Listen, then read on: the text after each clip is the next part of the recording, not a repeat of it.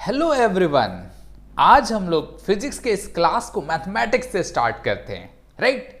जैसे कि तुम्हें पता होगा मैथमेटिक्स क्या होता है। अगर तुमसे सिंपल डेफिनेशन पूछा जाए व्हाट इज मैथमेटिक्स, ठीक है, तो तुम क्या बोलोगे? Sir mathematics this that that. But अगर हम फिजिक्स के टर्म में सोचे तो क्या होता है? फिजिक्स के लिए मैथमेटिक्स क्या है? तो फिजिक्स के लिए मैथमेटिक्स होता है लैंग्वेज।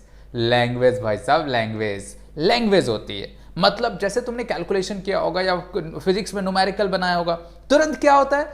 जरा सी फिजिक्स आई, उसके बाद तो मैथमेटिक्स आता है।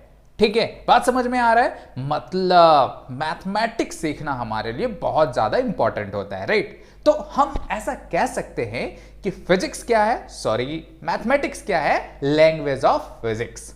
बात समझ में आ रहा है? हम तो सोचेंगे कि यार हमें तो मैथमेटिक्स आती है, तो कैसे? क्या अब भी वही पढ़ रहे? ना ना ना ना, अभी थोड़ा सा हायर लेवल में पढ़ते हैं। जैसे होता है ना कि हम 8 9 10 में जैसे जैसे पढ़ते हैं तो कुछ कुछ चीजें नहीं सीखते हैं। यहां पर भी कुछ कुछ चीजें हम लोग नहीं सीखेंगे, राइट। तो सबसे पहला टॉपिक हम स्टार्ट करेंगे। देखो एक्चुअल में क्या होता है कि 11th में जैसे ही तुम घुसोगे ना, तुम्हें बहुत सारे मैथमेटिकल चीजें आएंगी, जैसे डिफरेंशिएशन, इंटीग्रेशन, साइन, कॉस। हालांकि ये सब हम लोग 10th में भी पढ़े हैं, साइन कॉस, बट उससे थोड़ा सा एडवांस फॉर्म में यहाँ पे यूज होता है। बहुत तरह तरह के जो रिजल्ट होते हैं उसका यूज करते हैं हम लोग, ठीक है। तो वही सब चीजों में आज हम लोग बात करेंगे डिफरेंशिएशन की। किसकी बात करेंगे? डिफरेंशिएशन।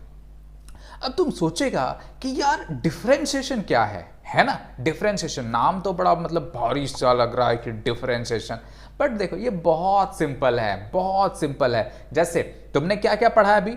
एडिशन पढ़ा है, सब्ट्रैक्शन पढ़ा है, मल्टीप्लिकेशन पढ़ा है, डिवीजन पढ़ा है। उसी तरह एक टर्म आता है यहां पे जिसको हम लोग बोलते हैं डिफरेंशिएशन, है ना। डिफरेंशिएशन। एडिशन में क्या करते हैं? जैसे 4 + 4 क्या हो गया? 8। सब्ट्रैक्शन में क्या करते हैं? 4 - 4 0। मल्टीप्लिकेशन 4 × 4 16। डिवीजन 4 / 4 1।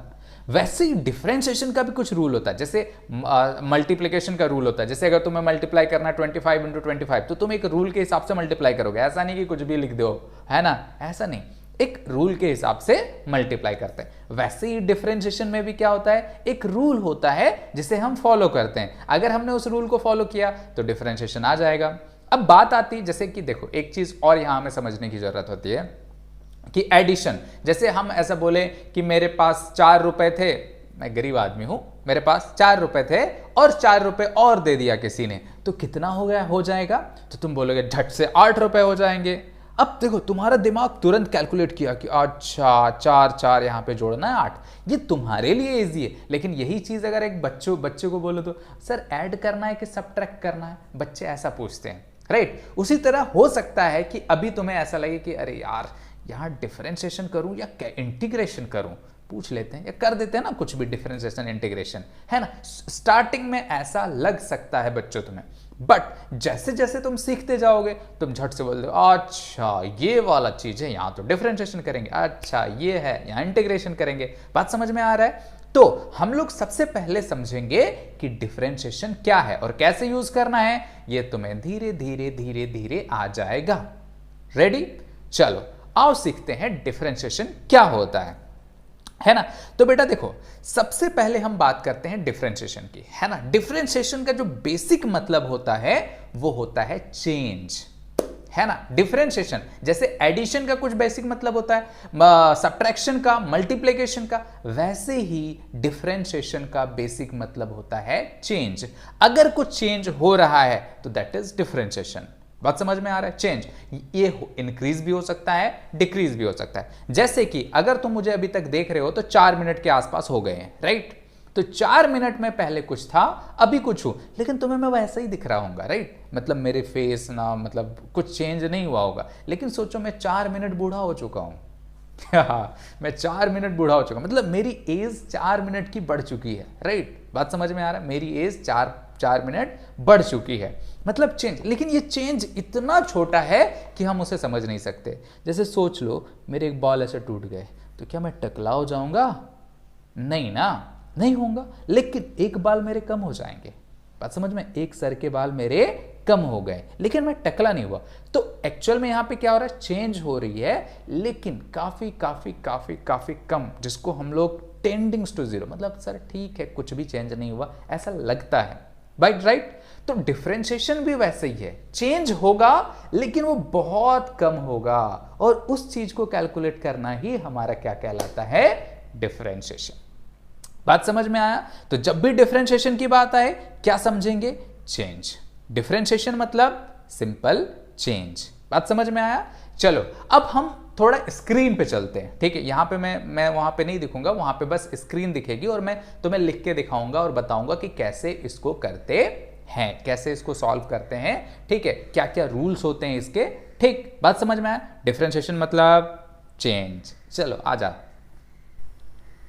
तो आओ अब आ जाते हैं स्क्रीन में। तो आ गए, देखो हमने सिंपल डिफरेंशिएशन का डेफिनेशन लिख के रखा है, जो कि अगर तुम अगर पढ़ लोगे तो कोई बुराई नहीं है। तो ये इसका मतलब क्या होता है, देखो the purpose of the differential calculus मतलब जो जिसमें हम डिफरेंशिएशन पढ़ रहे हैं, is the study of nature increasing और डिक्रीजिंग, ये तो मैंने बता ही चुका है ना। And amount of variation in a quantity when another quantity on which first quantity depends varies independently. Okay, जैसे मैं तुम्हें एग्जांपल लेके समझाता हूं ये चीज, उससे तुमको बहुत अच्छे से समझ में आएगा। जैसे देखो मान लो मैं, चलो ये लेता हूं, ठीक है, ग्रीन ले लेते हैं, चल। जैसे देखो अगर y इज इक्वल्स टू है मान लो 3x प्लस 2, ठीक है, 3x प्लस 2, अगर मैं x की वैल्यू 1 रखूं तो y की वैल्यू कितनी होगी, 5, ठीक है। x की वैल्यू अगर 1 रखने से y की वैल्यू कितनी हो जाएगी, 5। अब यहां पे देखो कि अगर फिर मैंने x की वैल्यू 2 रख दी तो y की वैल्यू कितनी हो जाएगी, 3 2 जा 6 2 8। अब देखो x 1 से 2 चेंज हो रहा है लेकिन y 5 से 8 चेंज हो रहा है। बात समझ में आ रहा है? देखो चेंज ही तो हो रहा है, चेंज हो रहा है। दूसरा चीज बता रहा है कि x कितना चेंज करने पे y कितना चेंज हो रहा है, ये चीज भी बताता है डिफरेंशिएशन, है ना। मतलब अगर हम एक क्वांटिटी है x, और एक चीज यहां बहुत ध्यान से देखो कि y जो है ना वो x पे डिपेंड करता है, y जो है वो किस पे डिपेंड करता है, x पे डिपेंड करता है, राइट। मतलब x की वैल्यू चेंज होगी तो y की वैल्यू ऑटोमेटिक चेंज होगी, तो यहां पे वही चीज हो रहा है, ठीक है। तो x को हम लोग जनरली बोल देते हैं इंडिपेंडेंट वेरिएबल, क्योंकि x की हम लोग कोई भी वैल्यू ले सकते हैं, लेकिन y की वैल्यू x की वैल्यू पे डिपेंड करेगी। अगर x 1 लेते हैं तो y की वैल्यू 5, x 2 लेते हैं तो y की वैल्यू 8, ऐसे। तो बस यही चीज, यही चेंज को देखना। अब जैसे यहां पे अगर हम लोग चेंज, जैसे मान लो इसको y1 मान लेते हैं, इसको y2, इसको y1, इसको y2 मान लेते हैं, तो चेंज देख लो कितना हो जाएगा, y2 माइनस y1, तो कितना हो जाएगा 8 माइनस 5 दैट इज 3। इतना ही तो चेंज हुआ, ठीक। अब सोच के देखो एक चीज, अब देखो यही चीज यहां पे आ गई ना, चेंज यही चीज हो गया तुम्हारा डिफरेंशिएशन। अब ये चेंज किसके रिस्पेक्ट में हो रहा है, y चेंज हो रहा है x के रिस्पेक्ट में। मतलब अगर हमने x को इतना चेंज किया तो y इतना चेंज हुआ। बात समझ में आ रहा है? अब थोड़ा सा एग्जांपल और चेंज करते हैं। जैसे मान लो अगर हम x की वैल्यू 1 ना लेकर के 2 ना लेकर के 1.001 ले लेते हैं, ठीक है, 1.001 ले लेते हैं, तो y2 की वैल्यू तब कितनी हो जाएगी, सोच के देखो तब कितनी होगी, 3 इंटू 1.001 प्लस 2, राइट। तो यहां से देखो बेटा कितना हो जाएगा, 0.3003 प्लस 2, यानी कितना हो जाएगा 5.003, राइट। अब देखो चेंज कितना हो जाएगा, इस केस में हमारा चेंज कितना हो रहा है, इस केस में हमारा चेंज हो जाएगा y2 minus y1 is equals to कितना हो जाएगा, ये कलर कुछ सही नहीं लग रहा है तो मैं फिर ब्लैक पे आता हूं, y2 माइनस y1 कितना हो जाएगा 5.003 माइनस 5, मतलब 0.003। अब देखो अगर हमने x को बहुत कम चेंज किया तो y हमारा बहुत कम चेंज हो रहा है। बात समझ में आ रहा है? मतलब ये नियरली इक्वल्स टू 0 है ना, तो उस केस में देखो चेंज को जनरली डेल्टा से लिखा जाता है, इसको बोलते हैं क्या, डेल्टा, है ना, डेल्टा, और इसको जनरली डेल वाई बोलते हैं। ये बताता है कि यस y में चेंज हुआ है, कितना हुआ है वो ये चीज यहां से आ गया। अगर हम बोलें कि change in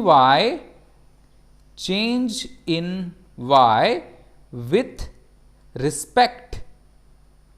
respect to x, मतलब x में चेंज होने से y में जो चेंज होता है उसको ऐसे लिखते हैं, देखो del y by del x। इसका मतलब क्या हुआ कि y में चेंज हो रहा है x में चेंज होने से, ठीक है। अगर इसको ऐसा लिखें del y by del t. इसका मतलब ये हो गया कि y में चेंज हो रहा है टाइम चेंज होने से।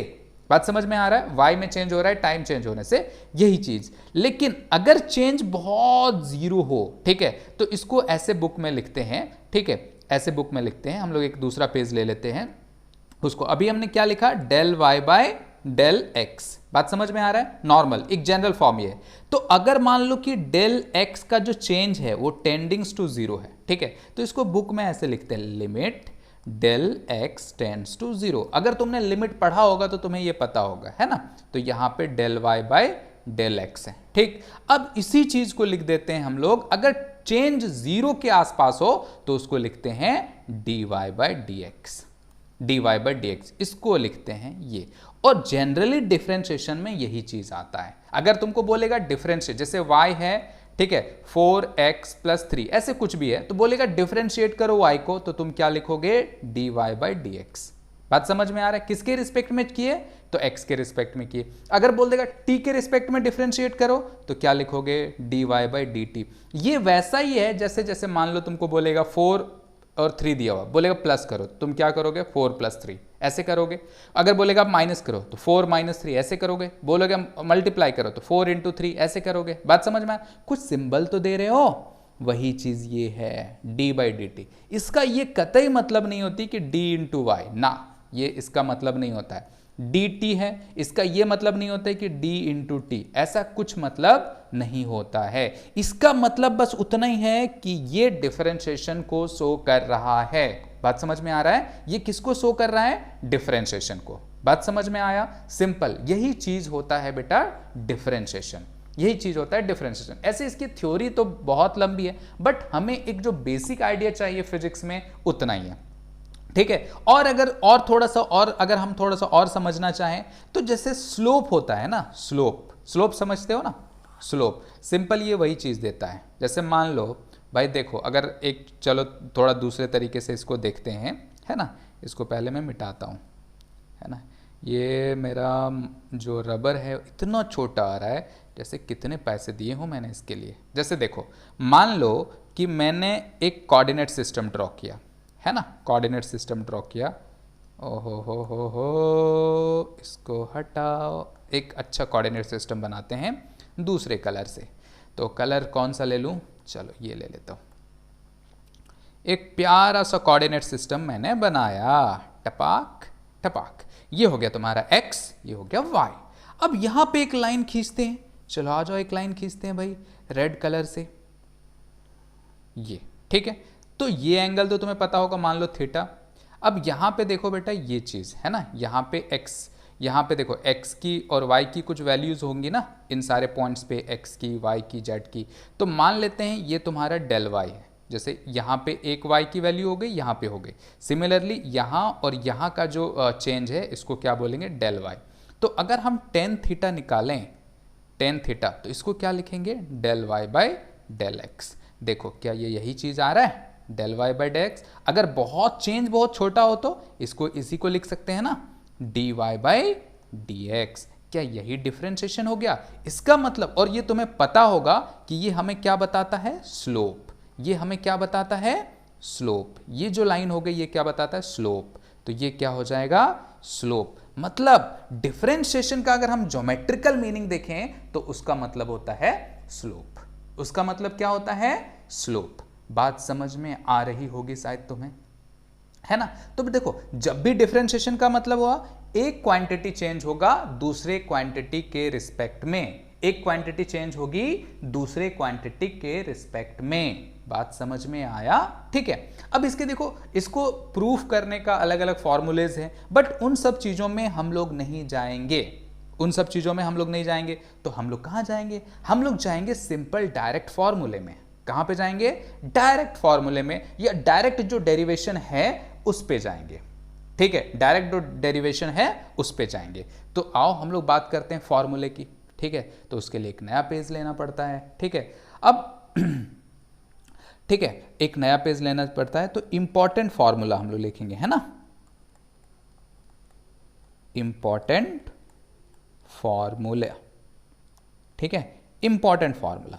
तो देखो बच्चों, इंपॉर्टेंट फॉर्मूला सबसे पहले आता है, अगर मान लो y is equals to x to the power n है, ठीक है। यहां पे n की वैल्यू कुछ भी हो सकता है, माइनस इन्फिनिटी से लेकर के इन्फिनिटी तक, कुछ भी, मतलब जीरो भी हो सकता है, ठीक है, 1 भी हो सकता है, कुछ भी हो सकता है। तो n की वैल्यू जैसे मान लो -2, 0, 3, 4, 5, कुछ भी हो सकता है n की वैल्यू, ठीक है। अगर हमको इसको बोला कि डिफरेंशिएट करो, तो इसको कैसे लिखेंगे, dy बाई डी एक्स, ठीक है, dy बाई डी एक्स। इसका मतलब क्या हो गया, differentiation of y with respect to x, ठीक है, differentiation of y with respect to x। इसको अलग अलग नामों से बुलाते हैं, कभी डिफरेंशियल कांस्टेंट कॉफिशिएंट बोलते हैं, ठीक है, तो अलग अलग नामों से बुला सकते हैं, बट हमें उससे कोई मतलब नहीं है, हमें बस इतना है कि इसको कैसे लिखेंगे, बस हो गया। तो लिख लिए, इसका फॉर्मूला ये होता है n x to the power n minus 1। बात समझ में आया, ये इसका एक रिजल्ट है और ये हमें पता होना चाहिए, है ना, ये हमें पता होना चाहिए, तब हम इसको डिफरेंशिएट कर सकते हैं। जैसे मैं तुम्हें एक एग्जांपल के थ्रू समझाता हूं। जैसे मान लो कि अगर ऐसा दिया है y is equals to x to the power n, या n के जगह पे हम कुछ ले लेते हैं 4, चलो n के जगह पे हम लोग ले लेते हैं 4, ठीक है, क्योंकि मैंने बताया हूं तुम्हें n की कोई भी वैल्यू हो सकती है, तो n के जगह हमने 4 ले लिया, बोला इसको डिफरेंशिएट कर, तो डिफरेंशिएट करते हैं, लो भाई कर दिया x के रिस्पेक्ट में। तो फॉर्मूला क्या होगा, यहां पे देखो n की वैल्यू कितनी है 4, तो हमारा फॉर्मूला क्या होगा 4x to the power n minus 1, और 4n के जगह पे हम क्या लिख देंगे 4, तो 4x to the power 4 minus 1 that is 4x to the power 3। Answer, कुछ नहीं करना है, सिंपल है ना, कुछ नहीं करना है, सिंपल। एक दूसरा एग्जाम्पल लेते हैं, ये पहला एग्जाम्पल हो गया। एक और एग्जाम्पल लेते हैं हम लोग, जैसे अगर मान लो ऐसा है x to the y is equals to, है ना, y is equals to x to the power 10। अब पहले तुम इसका आंसर बताओ, फिर मैं इसको सॉल्व करता हूं। बना लिए, देखो सिंपल होगा, n की वैल्यू 10 है, तो 10x to the power 10 minus 1। अब इसको लिख सकते हैं 10x to the power 9, simple answer. बहुत सिंपल है ये, है ना, बहुत सिंपल है, ठीक है। नेक्स्ट देखो, एक और एग्जांपल ले लेते हैं भाई, ठीक है, y is equals to x to the power minus 10, ठीक है भाई, हमेशा प्लस क्यों ले, कभी कभी माइनस भी तो ले लेते हैं, चलो भाई ठीक है ले लिया। तो dy बाई डी एक्स क्या होगा, dy बाई डी एक्स होगा, देखो n की वैल्यू अब क्या है -10, तो परेशान होने की कोई जरूरत नहीं है जब हमारे पास ब्रह्मास्त्र है। तो -10 x to the power -10 minus 1, तो तुम्हें पता है माइनस माइनस जब दोनों माइनस हो तो ऐड कर देते हैं, तो कितना हो जाएगा 10x to the power -11। This is the answer, ठीक है, आ रहा है बात समझ में। चलो एक और एग्जांपल ले लेते हैं इसको समझने के लिए, कि y is equals to 1 by x to the power 6 है, ठीक है। अब ये बनाओ, ठीक है, स्क्रीन पॉज करो और बनाओ, बन गया। देखो अब आंसर मिलाओ, इसको हम ऐसे भी लिख सकते हैं, बट ये बार बार एक ही कलर से लिखना अच्छा नहीं लगता, तो मैं ये ले लेता हूं, x टू द पावर -6। अब तो बन जाएगा dy बाई डी एक्स, कितना हो गया x to -6 x to the power -6 minus 1, मतलब -6x टू द -7, ठीक है, इसको हम लिख सकते हैं -6 by x to the power 7। ये हो गया हमारा आंसर, ये क्या हो गया हमारा आंसर, सिंपल। तो ये है पहला फॉर्मूला, ठीक है, पहला फॉर्मूला। अब ऐसे क्वेश्चन जब भी आए तुरंत बना सकते हैं हम लोग, है ना, तुरंत बना सकते हैं, इसमें कोई दिक्कत नहीं होगी, ठीक है, ये चीज होगी। चलो नेक्स्ट फॉर्मूले पे चलते हैं। अच्छा एक बात बताओ, क्या समझ में आ रहा है कि नहीं आ रहा है नेक्स्ट फॉर्मूला, ठीक है, बताओ जल्दी से बताओ मुझे, समझ में आ रहा है कि नहीं आ रहा है। अब देखो वही है, नेक्स्ट फॉर्मूला में हमने एक कांस्टेंट c से मल्टीप्लाई कर दिया, ठीक है, जैसे कुछ भी हो सकता है 5, 4, 6, 7, 8 कुछ भी हो सकता है, तो हमने एक कांस्टेंट से मल्टीप्लाई कर दिया। अगर हम एक कांस्टेंट से मल्टीप्लाई करते हैं तो हमारा जो आंसर होगा वो चेंज नहीं होगा, बस हमें सिर्फ मल्टीप्लाई करना है एक कांस्टेंट को, c n x to the power n minus 1, answer हो गया, खत्म, ठीक है। थर्ड फॉर्मूला कैसे होगा, कि मान लो अगर सिर्फ कांस्टेंट हो तो तो भाई डिफरेंशिएशन का मतलब ही होता है चेंज। अब कांस्टेंट है वो तो खुद ही चेंज नहीं होगा। जैसे ग्रेविटेशनल कांस्टेंट भाई जो है न्यूटन ने जब बनाया था उसके बाद जब कांस्टेंट बना था तब उसकी वैल्यू तो उतनी ही थी ना। ठीक है, चलो जैसे एक्सेलरेशन ड्यू टू ग्रेविटी ले लेते हैं, जी की वैल्यू, ये तो कांस्टेंट है 9.8। तुम भी वही पढ़ रहे हो, हम भी वही पढ़े, हमसे पहले भी वही पढ़ रहे हैं और आने वाले लोग भी वही यही पढ़ेंगे। मतलब इसकी वैल्यू चेंज नहीं होगी। तो जिसकी चेंज ही नहीं होगी तो चेंज कितना होगा सी में? 0, खत्म। तो जब भी कांस्टेंट का डिफरेंशिएशन आए 0। मतलब एग्जांपल के तौर पे कि अगर बोल देगा y इज इक्वल्स टू 9 तो भाई इसका डिफरेंशिएशन करो dy बाई डी एक्स तो 0। लो भाई हो गया, खत्म। ये चेंज ही नहीं होना है।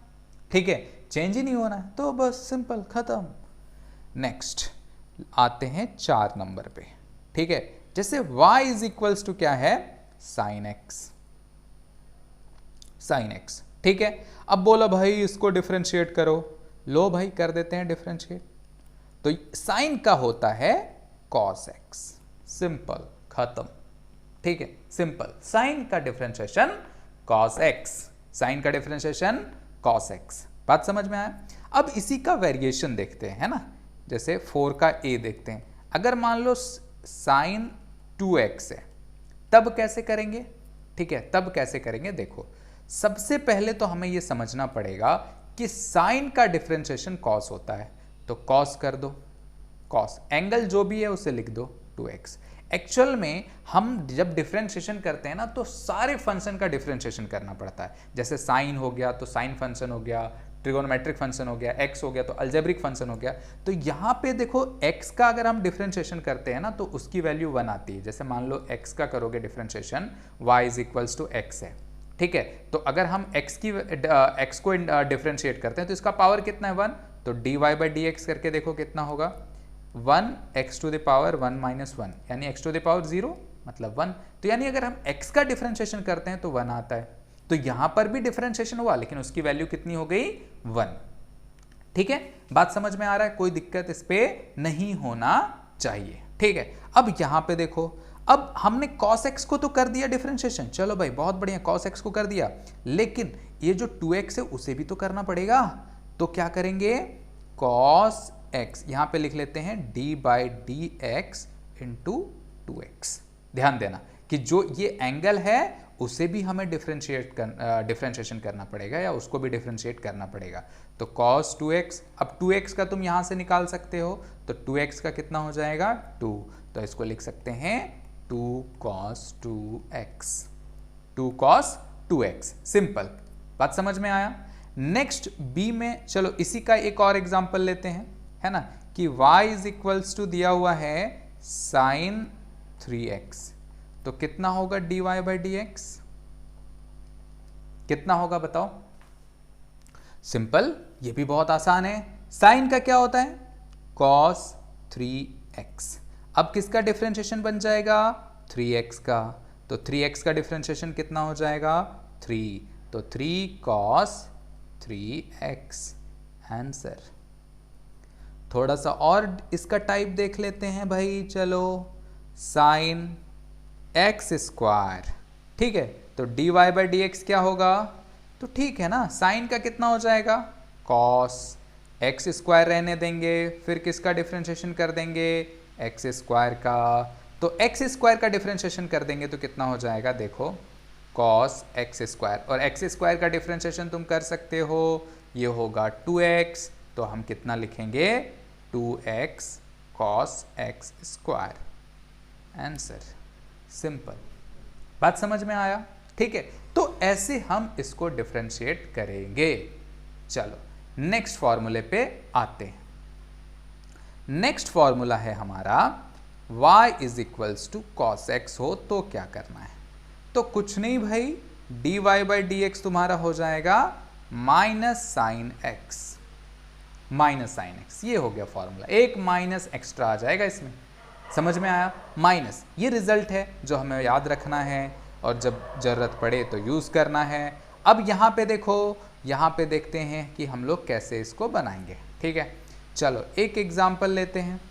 एग्जाम्पल जैसे मान लो कि y is equals to cos लेना है ना हमें। चलो इसको मिटा ही देते हैं। तो अब भाई कॉस लेते हैं, कॉस 2x। अब तुम बताओ, बहुत आसानी से बता सकते हो, dy बाई डी एक्स क्या होगा? dy बाई डी एक्स का मतलब होगा, देखो कॉस का क्या होगा? माइनस साइन, जो एंगल है उसको लिख देंगे, सेम प्रोसेस। फिर किसको डिफ्रेंशिएट करेंगे? 2x को। और तुम्हें पता है 2x का डिफ्रेंशिएशन कितना होगा? 2। तो -2 sin 2x, this is our answer. ठीक है, this is our answer, simple है ना। ये हो गया साइन x। नेक्स्ट अगर हम फॉर्मूला देखें तो 10x ले लेते हैं, है ना। नेक्स्ट हमारा क्या होगा? 10x। तो जब हम इसको डिफ्रेंशिएट करेंगे dy बाई डी एक्स, तो 10x का होता है सेक स्क्वायर x। बाकी अगर 2x आ जाए तो फिर 2 को डिफ्रेंशिएट कर देंगे, उसमें कोई दिक्कत वाली बात नहीं होती। एक चीज और आती है y is equals to e x, इसको बोलते हैं एक्सपोनेंशियल फंक्शन। ई का मतलब क्या हो गया? Exponential function. एक्सपोनेंशियल फंक्शन के बारे में कभी और डिस्कस करेंगे, बट फिलहाल ऐसे अगर आता है तो इसका डिफ्रेंशिएशन कुछ नहीं होगा, सिंपल यही रह जाएगा, ये चेंज नहीं होता है। एक्सपोनेंशियल बोलता है कि भाई देख हम चेंज नहीं होने वाले हैं, तुम कुछ भी कर लो, हम ई एक्स हैं और ई एक्स ही रहेंगे। ठीक है, तो ये चीज हो गई। नेक्स्ट देखो बेटा तुम्हारा क्या आता है कि चलो एक और ले लेते हैं हम लोग, है ना। एक और ले लेते हैं इसी का, कि अगर y इज इक्वल्स टू मान लो e to the power 2x है, तो dy बाई डी एक्स कितना होगा? कुछ नहीं, ex है तो भाई e to the power 2x आ गया, ठीक है ना, आने दो, हमें क्या है वही रहेगा। लेकिन 2x आ रहा है, लो 2x, तुम क्यों परेशान हो रहे हो, तुम्हें भी डिफ्रेंशिएट किया जाए। तो 2x का तो पता ही है तुम्हें, 2e to the power 2x, answer, simple, कोई दिक्कत नहीं है, कोई दिक्कत नहीं है। अगर हम बेसिक फॉर्मूले से चलें तो हमें कोई दिक्कत होने वाली नहीं है। ठीक है, बात समझ में आ रहा है? चलो अब क्या करते हैं, एक और फॉर्मूला देखते हैं।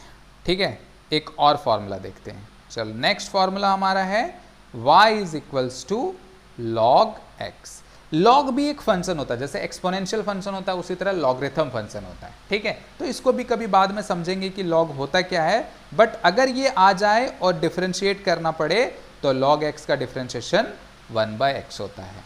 ठीक है, इसका और डिफरेंट टाइप देख लो कि मान लो log 2x है तो कोई बात नहीं, dy बाई डी एक्स कितना हो जाएगा? log x हो गया तो log का क्या हो जाएगा? 1/x। तो x की जगह पे 2x है तो 2x, फिर क्या करेंगे? dy बाई डी एक्स, वही 2x को डिफरेंशिएट कर दो तो कितना हो जाएगा? 2x का 2/2x, मतलब अगेन 1/x ही आ रहा है आंसर। ठीक है, तो ऐसे ही हम डिफरेंशिएशन करते हैं, ऐसे ही हम डिफरेंशिएशन करते हैं। बात समझ में आ रहा है? तो मैं क्या कर रहा हूं, यहां पे देखो कुछ पिक्स लगा रहा हूं, एक पिक लगा रहा हूं जिसमें तुम्हें तरह तरह के डिफरेंशिएशन मिल जाएंगे। ठीक है, इसे याद करो, इसे याद, जैसे जो भी तुम्हारा ये है ना उसे याद करना पड़ेगा, क्योंकि ये फॉर्मूला है, जब तक हम ये फॉर्मूला याद नहीं करते हैं हम आगे नहीं बना सकते हैं डिफरेंशिएशन। ठीक है, ये हो गया तुम्हारा बेसिक इंट्रोडक्शन ऑफ डिफरेंशिएशन। अभी इसमें हमें थोड़ी और चीजें पढ़नी पड़ेंगी कि क्या रूल है, कैसे है, क्या है, हम लोग उसको नेक्स्ट लेक्चर में देखेंगे। ठीक है, फिलहाल इस चीज में हमें इतना समझ में आ गया तो बहुत है, उसके बाद हम लोग नेक्स्ट लेक्चर में इसका नेक्स्ट पार्ट देखेंगे। राइट, चलो आई होप तुम्हें यह लेक्चर समझ में आया होगा।